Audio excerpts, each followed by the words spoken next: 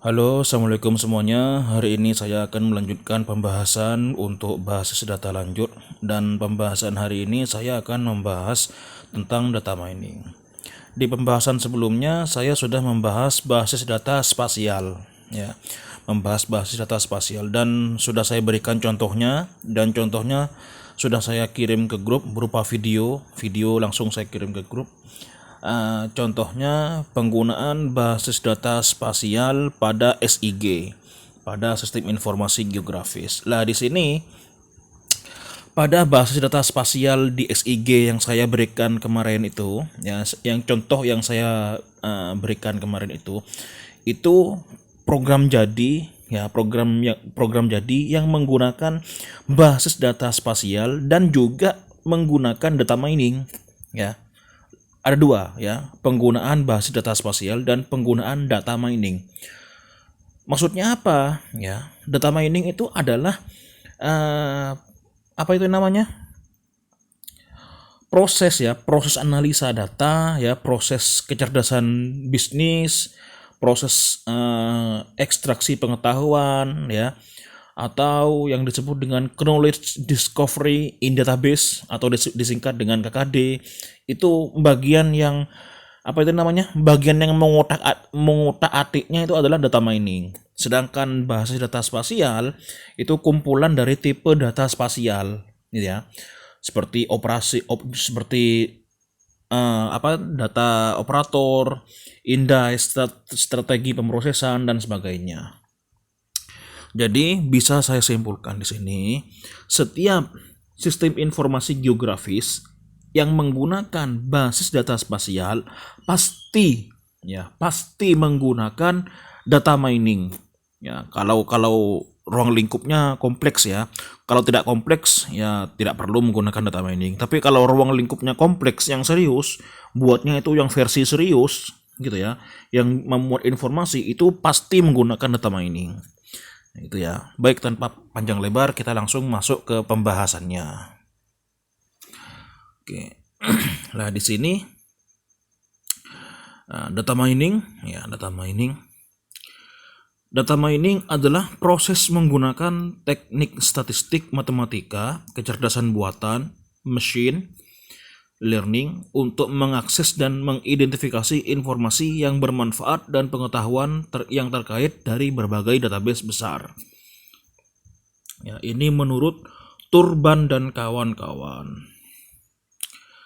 Terdapat beberapa istilah lain yang memiliki makna sama dengan data mining, yaitu knowledge discovery in database atau disebut dengan KKD, ya.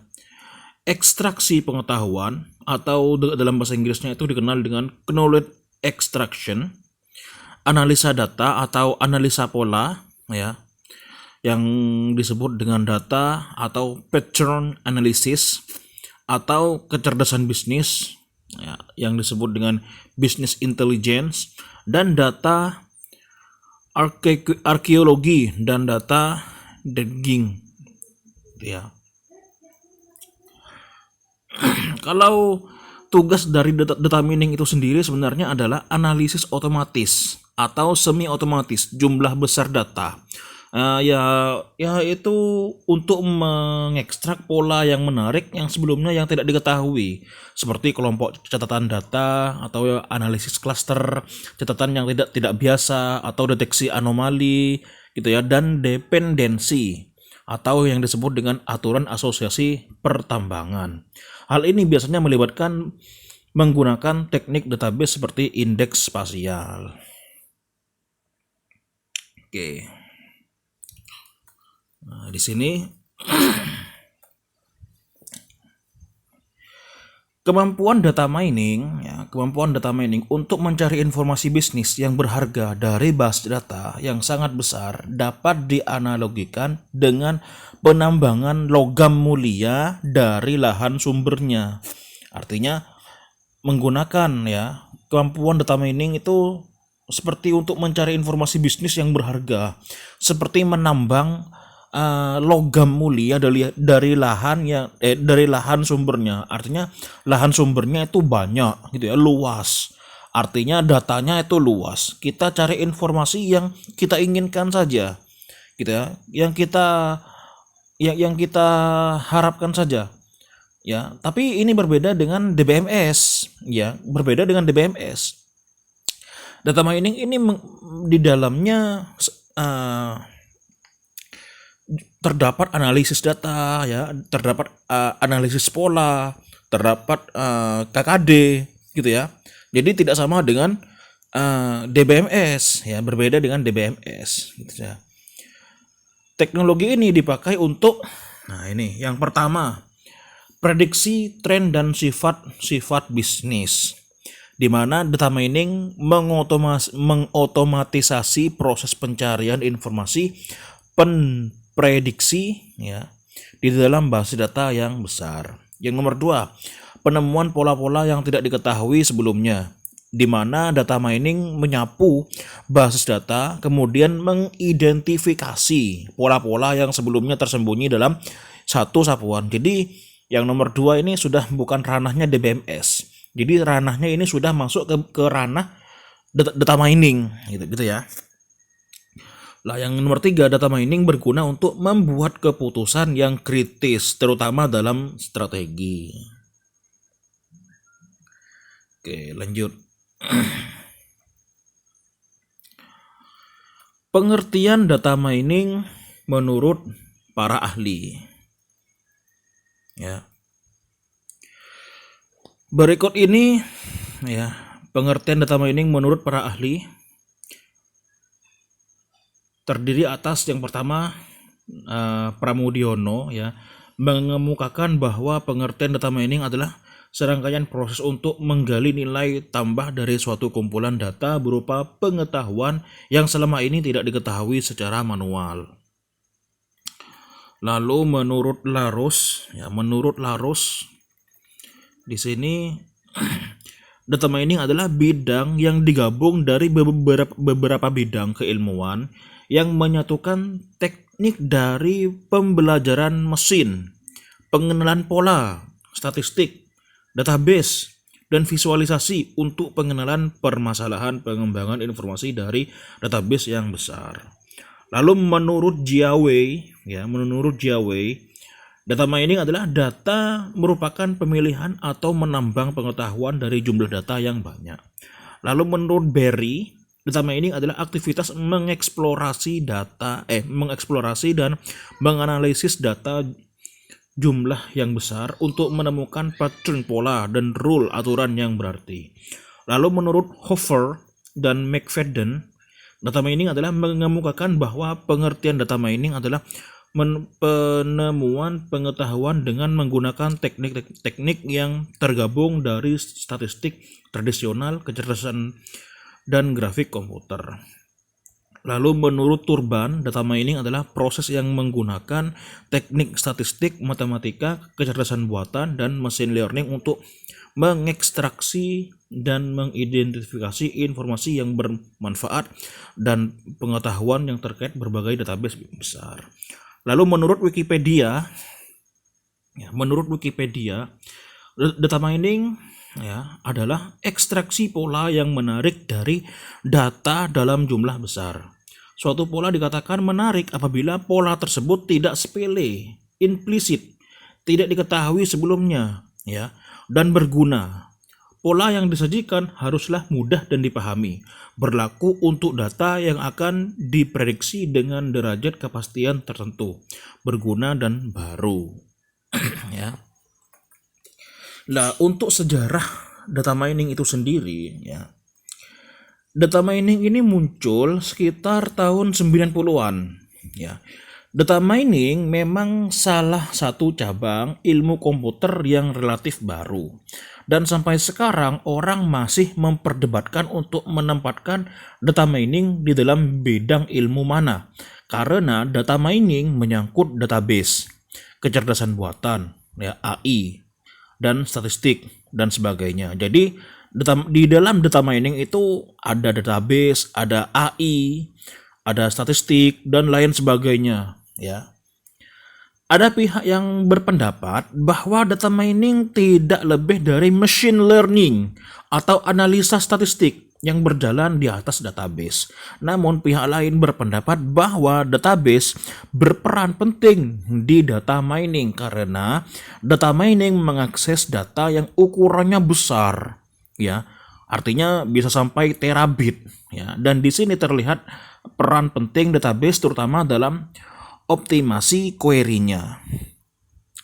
Kehadiran data mining itu dilatar belakangi dengan problema data explosion yang dialami akhir-akhir ini, di mana banyak organisasi telah mengumpulkan data sekian tahun lamanya seperti data pembelian, ya, seperti data penjualan, seperti data nasabah, data transaksi dan lain sebagainya. Hampir semua data tersebut dimasukkan dengan menggunakan aplikasi komputer yang digunakan untuk menangani transaksi sehari-hari, yang kebanyakan adalah OLTP atau singkatan dari Online Transaction Processing. Bayangkan berapa transaksi yang dimasukkan oleh hypermarket, semacam Carrefour atau transaksi kartu kredit dari sebuah bank dalam seharinya, dan bayangkan betapa besarnya ukuran data mereka jika nanti telah menjalankan beberapa tahun gitu ya. Pertanyaannya sekarang, ya, apakah data tersebut akan dibiarkan menggunung, ya, tidak berguna lalu dibuang?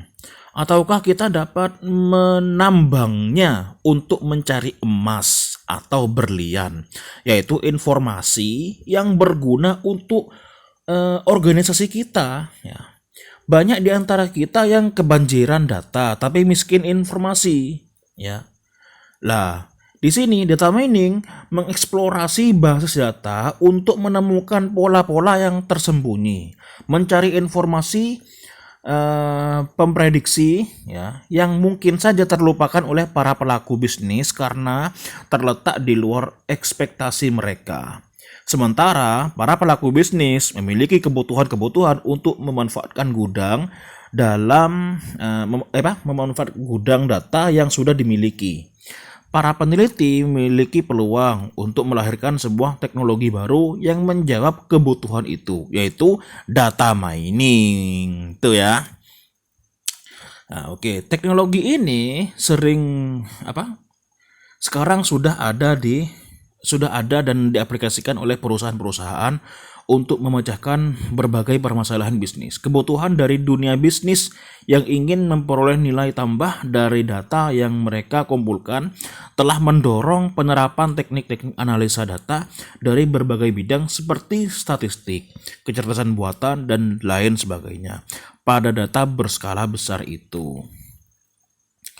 Ternyata penerapan pada data berskala besar itu memberikan tantangan-tantangan baru yang akhirnya memunculkan metodologi baru yang disebut dengan data mining, gitu ya. Bermula dari penerapan di dunia bisnis, gitu ya.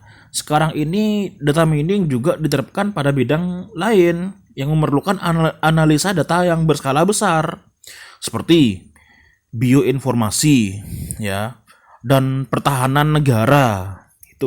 Itu pasti itu menggunakan data mining, gitu ya. Jadi itulah latar belakang penggunaan dari data mining itu sendiri.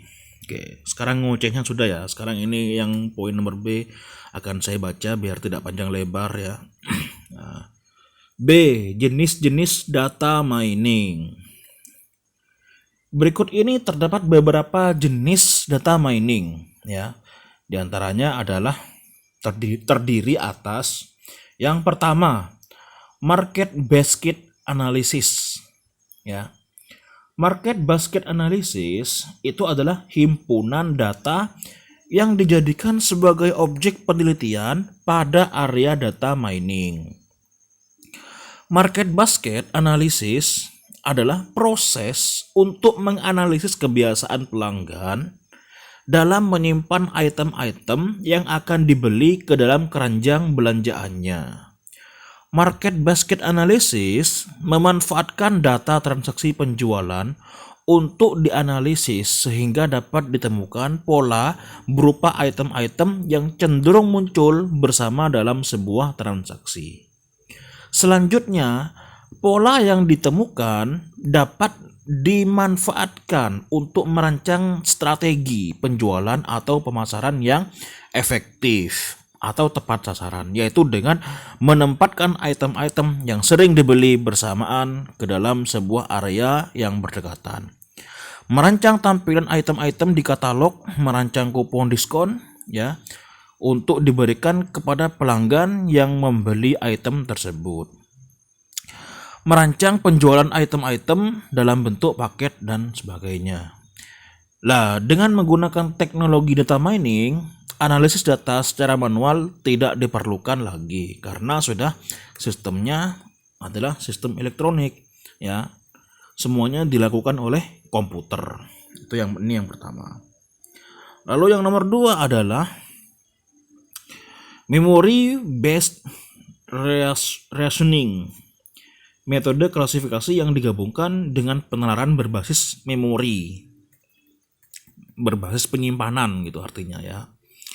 Lah di sini ya, proses menggunakan satu set data untuk membuat model dari prediksi atau asumsi-asumsi yang dapat dibuat tentang objek baru yang diperkenalkan. Nah, di sini ada 2 komponen dasar untuk metode MBR, Memory Based Reasoning. Ya. Yang pertama adalah kesamaan fungsi yang mengukur bagaimana anggota yang sama dari setiap pasangan objek satu sama lain.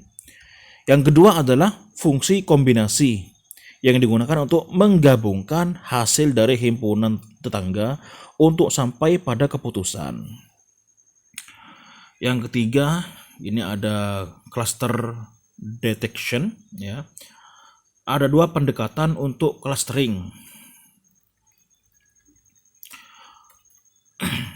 Pendekatan pertama adalah dengan mengasumsikan bahwa sejumlah cluster sudah tersimpan dalam data. Tujuannya adalah untuk mencegah data ke dalam cluster. Pendekatan lain disebut clustering aglomeratif dengan asumsi keberadaan setiap jumlah yang telah ditetapkan cluster tertentu. Setiap item keluar dari cluster sendiri dan proses terjadi berulang-ulang yang berupaya untuk menggabungkan cluster meskipun proses komputasi sama.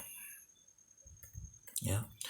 Lalu yang nomor 4 di sini ada link analysis. Ya, link analysis. Link analysis itu adalah proses mencari dan membangun hubungan antara objek dalam kumpulan data, juga mencirikan sifat-sifat yang terkait dengan hubungan antara 2 objek. Link analysis ini berguna untuk aplikasi analitis yang mengandalkan teori grafik untuk mengambil kesimpulan. Selain itu, link analisis berguna untuk proses optimasi. Jadi jika seumpamanya ada analisis di dalam analisa yang ada pada sistem itu disisipi data mining gitu ya. Di sistem itu disisipi data mining ya. Basis datanya basis data spasial, diberikan data mining ya,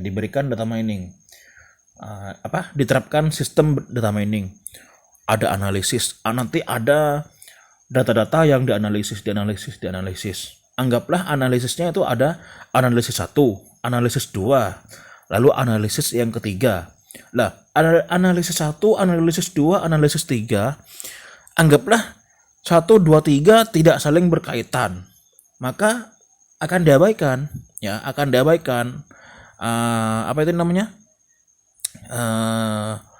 analisis menganalisis dari analisis itu artinya, ngerti maksudnya ya? Menganalisis dari analisis artinya analisis itu dianalisis lagi dengan menambahkan sistem lagi ya, seperti looping di dalam looping gitu ya. Lah itulah data mining ya. Di dalamnya ada data statistik juga, ada kecerdasan buatan juga ya. Lalu nomor 5 Di sini ada rule induction. Lah, ekstraksi aturan induction itu adalah ekstraksi aturan sebab akibat dari data secara statistik. Rule induction ini apa itu namanya? Merupakan kelanjutan dari poin yang nomor 4, yaitu link analysis. Setelah dilakukan link analysis, dilakukan rule induction, gitu ya. Rule induction itu mengidentifikasi aturan bisnis yang tersimpan di dalam data. Metode berhubungan dengan induksi aturan yang digunakan untuk proses penemuan. Salah satu pendekatan untuk penemuan aturan adalah menggunakan pohon keputusan. Ya. Seperti pohon keputusan itu kan itu sifatnya itu kan yes or no, ya kan? Pohon keputusan itu kan selalu bercabang-cabang itu. Pohon keputusan yes or no. Anggaplah cabang yang satu diberikan pilihan apakah akan dilakukan aksi yes or no. Jika iya, apa aksinya? Jika tidak, apa aksinya? Cabang yang iya diberikan pilihan lagi. Apakah akan dilakukan aksi B? Jika iya, yes or no. Yang tidak itu diberikan pilihan juga, sama seperti pilihan yang iya tadi itu. Yes or no juga sama. Nah itu adalah pohon keputusan, ya, menggunakan pohon keputusan yang ujung-ujungnya jika pohon keputusan itu sangat kompleks nanti akan berubah menjadi AI yang disebut dengan kecerdasan buatan gitu ya. Nah, nomor 6 neural network ya. Neural network itu adalah model prediksi nonlinear yang melakukan pembelajaran melalui latihan dan menyerupai struktur jaringan neural yang terdapat pada makhluk hidup. Neural network mampu menurunkan pengertian dari data yang kompleks dan tidak jelas dan dapat digunakan pula untuk mengekstrak pola data, mendeteksi tren-tren yang sangat kompleks untuk dibicarakan baik oleh manusia maupun teknik komputer lainnya. Ini yang nomor 6. Sekarang masuk ke C ya. Alhamdulillah. Oke, yang nomor C ini ada fungsi data mining. Ya. Nah, di sini data mining mempunyai fungsi yang penting untuk membantu mendapatkan informasi yang berguna serta meningkatkan pengetahuan bagi pengguna. Nah, pada dasarnya data mining mempunyai 4 fungsi dasar, yaitu yang pertama, fungsi prediksi ya atau prediction. Nah, fungsi prediction ini adalah proses untuk menemukan pola dari data dengan menggunakan beberapa variabel ya untuk memprediksikan gitu ya, untuk memprediksikan variabel lain yang tidak diketahui jenis atau nilainya gitu ya, atau unknown gitu ya. Yang nomor 2 adalah fungsi deskripsi ya, fungsi deskripsi. Fungsi deskripsi itu adalah proses untuk menemukan suatu karakteristik penting dari data dalam satu basis data. Lalu yang ketiga adalah fungsi klasifikasi. Ini nomor 3 ini ya, fungsi klasifikasi atau classification. Fungsi klasifikasi merupakan suatu proses untuk menemukan model atau fungsi untuk menggambarkan kelas atau konsep dari suatu data. Proses yang digunakan untuk mendeskripsikan data yang penting serta dapat meramalkan kecenderungan data pada masa depan. Jadi klasifikasi nanti salah satu penggunaannya pada peramalan ya, metode peramalan. Metode peramalan pada sistem itu. Ya, ini yang nomor 4, ini bukan nomor 3 ini ya sebenarnya. Ini nomor 4. Yang nomor 3 itu yang ini tadi. Lah, fungsi klasifikasi ini nomor 3 gitu ya. Lah, ini yang nomor 4. ya. Oke. Yang nomor 4 adalah fungsi asosiasi, ya, atau association. Fungsi asosiasi itu adalah proses eh, yang digunakan untuk menemukan suatu hubungan yang terdapat pada nilai atribut dari sekumpulan data. Nilai atribut atau sekumpulan data yang dinilai saling terkait gitu ya, saling memiliki arti, saling saling terhubung gitu ya, yang jika dianalisis ulang memiliki arti yang yang sangat sangat penting gitu. Seperti itu. Seperti contohnya menghasilkan pola ya. Anggaplah analisis 1, analisis 2, analisis 3 dan ada analisis 4 sampai analisis 8. Anggaplah analisisnya ada 8 analisis. Lah, analisis 1 sampai analisis 3 itu tidak memiliki arti. Lah, sedangkan analisis 4 sampai analisis 8 itu setelah dianalisis kembali hasilnya itu ternyata memiliki arti, memiliki pola. Lah, itu bisa diambil kembali intisarinya itu ya, menghasilkan data analisis baru lagi. Gitu ya. Oke, yang nomor D. Yang nomor D di sini metode data mining. Nah, berikut ini terdapat beberapa metode data mining. Terdiri atas yang pertama.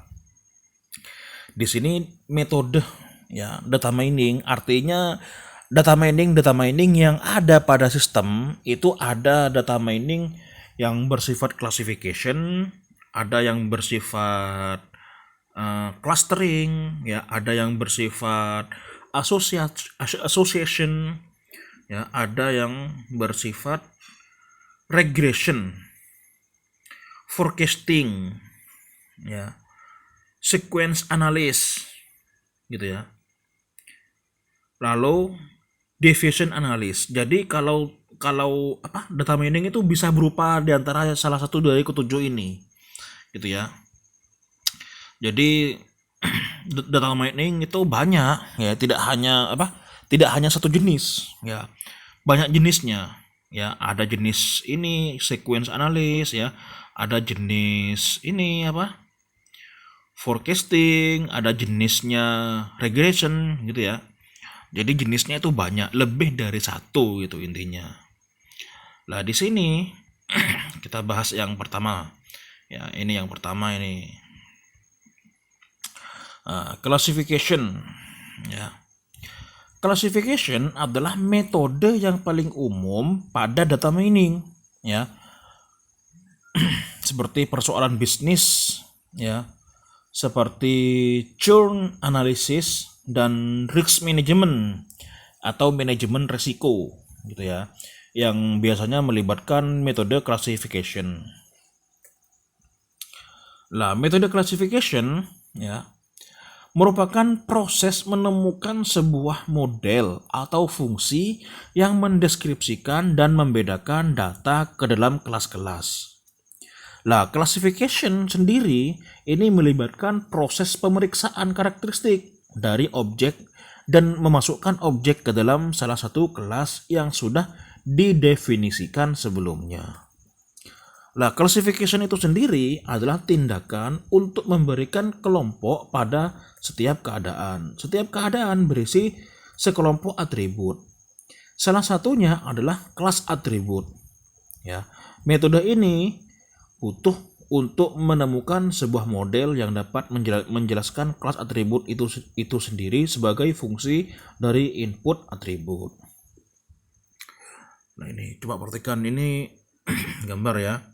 Kelas adalah atribut college plan yang berisi dua pernyataan, yes or no. Nih, tidak terlalu jelas ya. Nah, ini gender ya, ada practitioner, IQ, lalu ada lalu ada college plans, yes or no ya. Ini penjelasannya ya. Sebuah kelas ya, sebuah classification model akan menggunakan atribut lain dari kasus tersebut. Input atribut yaitu kolom IQ ya. Input atribut kolom IQ, gender, parent income, dan parent encouragement untuk dapat menemukan pola pattern atau class output ya. Output atribut yaitu kolom college plan yang berisi yes or no.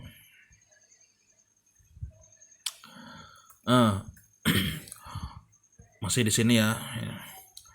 Algoritma data mining yang dibutuhkan variabel ya target untuk belajar sampai mendapatkan rule atau pola yang berlaku pada data tersebut. Kita standarkan dengan sebutan dengan supervised algorithm. Nah, yang termasuk kepada classification algorithm adalah decision tree atau neural network dan naive Bayes. Oke, yang nomor 2 di sini ada clustering ya. Oke, clustering. Untuk clustering itu sendiri, clustering juga disebut dengan segmentation. Nah, metode clustering ini adalah metode yang digunakan untuk mengidentifikasi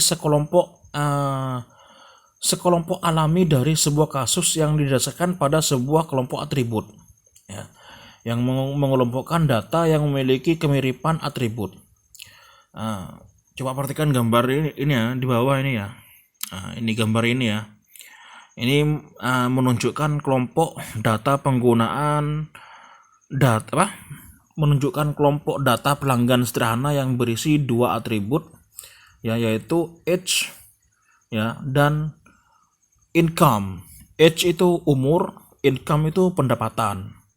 Di sini ada pengklaster-klasteran ya, ada klaster 1, ada klaster 2, lalu ada klaster 3, ada pengelompokan gitu, di dalamnya.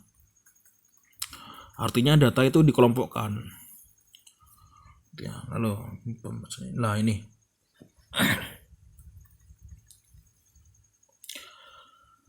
Algoritma clustering ya. Algoritma clustering mengelompokkan kelompok data ke dalam 3 segmen berdasarkan kedua atribut ini. Yang pertama, klaster 1 berisi populasi berusia muda dengan pendapatan rendah. Ini ya. Yang kedua, ya klaster yang kedua berisi populasi berusia menengah dengan pendapatan yang lebih tinggi. Lalu klaster yang ketiga berisi populasi berusia tua dengan pendapatan yang relatif rendah. Ini juga ada hubungannya ya, pengklasteran ini ada hubungannya dengan yang poin yang sebelumnya tadi. Apa itu namanya? Yang ini berhubungan dengan classification. Karena data clustering ya, data clustering itu nanti setelah dibagikan berdasarkan klasifikasinya, itu nanti bisa menghasilkan informasi yang lebih berguna lagi. Clustering adalah metode data mining yang unsupervised karena tidak ada satu atribut pun yang digunakan untuk memandu proses pembelajaran. Jadi seluruh atribut input diperlakukan sama. Kebanyakan algoritma clustering membangun sebuah model melalui serangkaian pengulangan dan berhenti ketika model tersebut telah memusat atau berkumpul ya, atau batasan dari segmentasi ini telah stabil. Oke, yang nomor 3 di sini ada association atau dengan asosiasi. Ini ada gambar. Nah, association ya juga disebut sebagai market basket analysis ya, yaitu sebuah problem bisnis yang khas ya, yang menganalisa tabel transaksi penjualan dan mengidentifikasi produk-produk yang seringkali dibeli bersamaan oleh customer. Misalnya, apabila orang membeli sambal, biasanya juga dia membeli kecap. Ya, orang yang membeli sambal biasanya membeli kecap. Karena kebanyakan orang yang membeli sambal pasti membeli kecap. Anggaplah begitu. Lah jika itu polanya itu tetap bertahan, artinya orang yang membeli sambal pasti membeli kecap terus. Itu akan semakin memperkuat untuk menjadikan data analisis yang bagus. Ya, gitu ya. Nah, kesamaan yang ada dari data pembelian digunakan untuk mengidentifikasi kelompok kesamaan dari produk dan kebiasaan apa yang terjadi guna kepentingan cross-selling seperti gambar di bawah ini.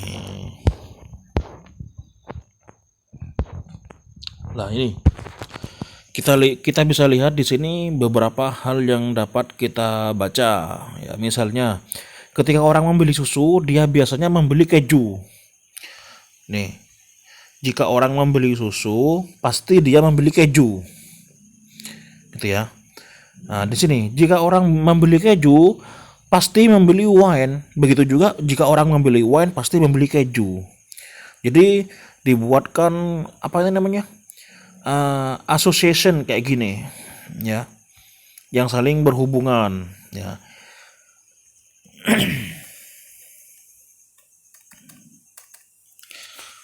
Nah, di dalam istilah association, setiap item dipertimbangkan sebagai informasi.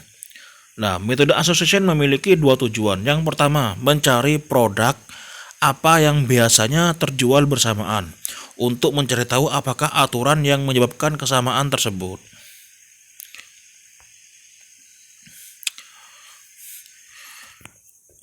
Oke, sekarang yang nomor 4. Wah, ini sudah lebih dari 30 menit ini. Ini tak cukupkan sampai part pertama ya. Karena batas fokus kalian itu batas fokus manusia menurut data statistik itu selama 30 menit. Jika lebih dari 30 menit biasanya fokus kalian itu berkurang sedikit demi sedikit. Jadi ini saya cukupkan sampai bagian 1 dulu. Ya. Oke, silahkan direhat dulu ya, pikirannya ya, direhat dulu ya kepalanya lah, bukan kepala kasar ya, ya, istirahat dulu. Setelah direhat, selesai direhat ya, silakan langsung masuk ke bagian 2.